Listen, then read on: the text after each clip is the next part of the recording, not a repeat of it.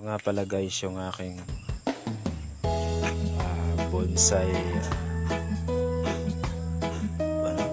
bougainvillea.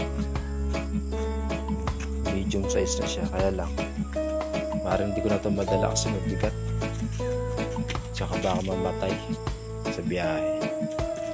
Iwan ko na lang dito, tsaka ito sayang, lalaki pa man din sana. Mahilig ako sa bonsai guys, sa mga libangan.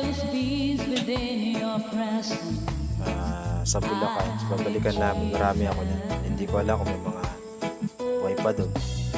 Isang taon na rin kasi lumipas.